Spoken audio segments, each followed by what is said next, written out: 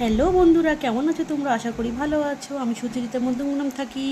দেখো, আজকে দুর্দান্ত রেসিপি নিয়ে তোমাদের সাথে শেয়ার করতে চলে এসেছি। দেখেই লোভ হচ্ছে না বলো? তো তোমাদের দাদাভাই আজকে মধ্যমগ্রাম একটু কাজে গেছিলো, সেখান থেকে মধু ভোলা মাছ নিয়ে এসছে।